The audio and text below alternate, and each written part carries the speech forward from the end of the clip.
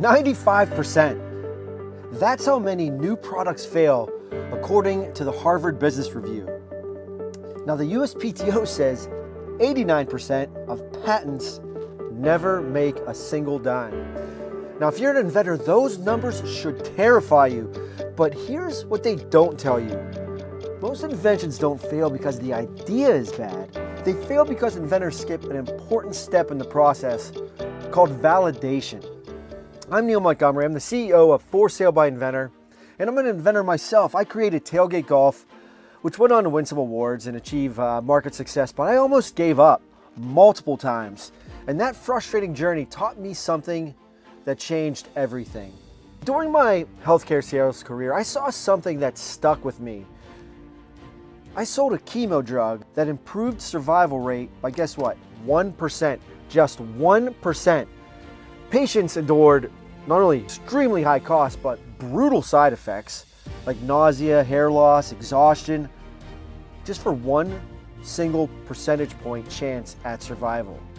And guess what? Those bad side effects, they were a predictor of success. So you wanted the side effects. So why would they go through this? Why would they spend this money?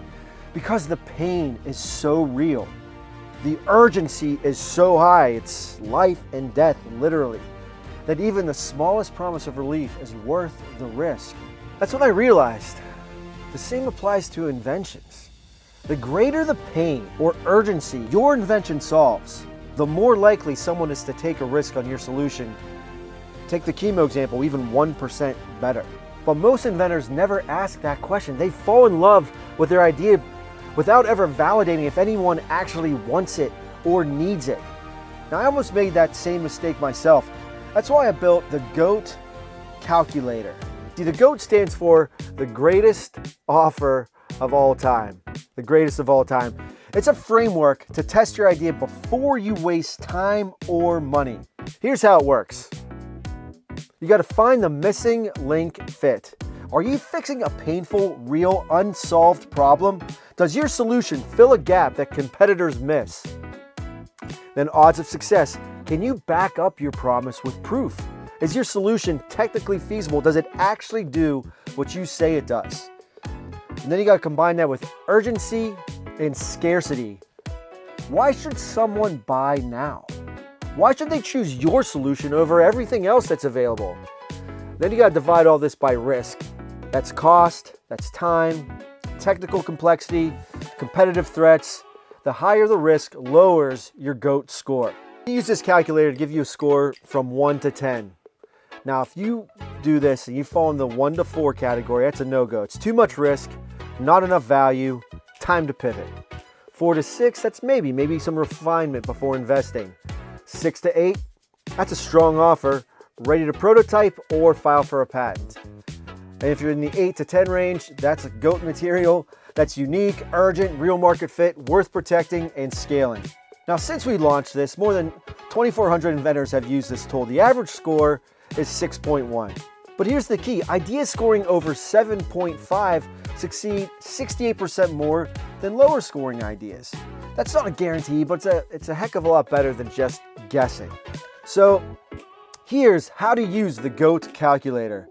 Go to forsalebyinventor.com, click on the GOAT calculator. It's completely free, no email required, no credit card, just instant feedback. You'll answer questions in 4 categories. First, missing link fit. What problem does your invention solve? Is this a real pain point people experience? Do existing solutions fall short?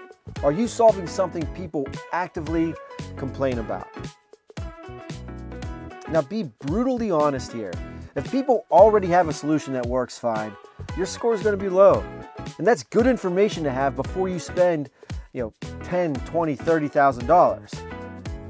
Second, odds of success. Can you prove your solution works? Is it technically feasible? Have you tested it with real users? Do you have data or testimonials backing it up? Then third is urgency and scarcity. Why would someone buy this now instead of waiting? What makes your solution unique compared to competitors? Is there a timely reason this matters today? Then fourth, risk assessment. How much will it cost to develop? How long will it take to bring to market? How complex is the manufacturing? How competitive is the market? So we'll even give you a questionnaire that will take you through these questions to help you figure out your scores. So make sure to answer honestly and you'll get your score instantly. Now, here's the most important part, how to improve your score. If you got a low score, don't panic. Use it as a diagnostic tool. If your missing link fit is low, talk to your target customers. Ask them, what's the biggest pain point in this area? What solutions have you tried? What's missing from current options? Maybe you're solving the wrong problem. Maybe there's a bigger pain point you haven't considered. For example, if you invented a new kitchen gadget, don't ask, would you buy this? Ask, what frustrates you most when cooking? Let them tell you what needs solved. Now, if your odds of success are low, build a simple prototype, test it, get feedback, iterate. You don't need a perfect product. You need proof of concept. Can you demonstrate that your solution actually works?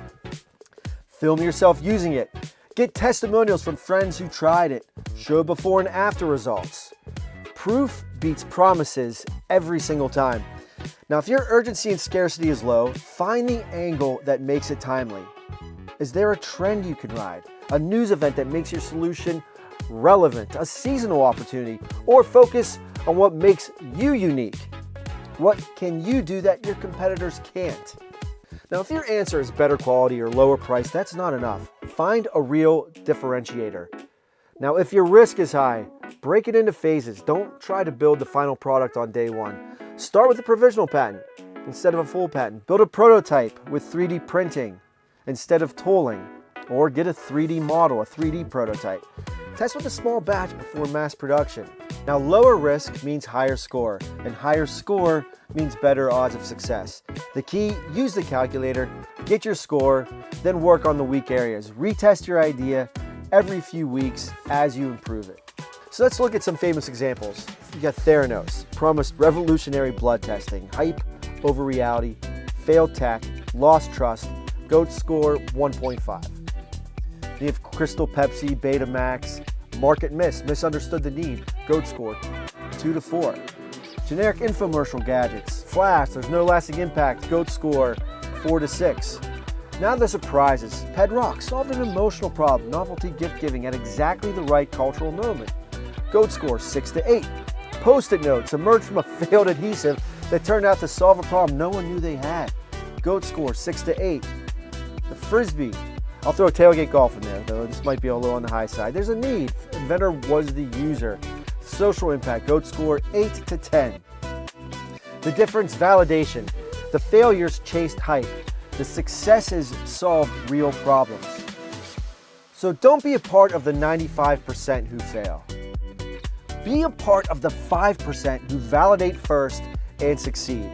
I nearly gave up on my inventions because I didn't have a framework like this. You do. Use it. Here's what to do right now. Go to forsalebyinventor.com and use the GOAT calculator. It's free. It takes 5 minutes. Be brutally honest with your answers. This isn't about feeling good. It's about saving you money.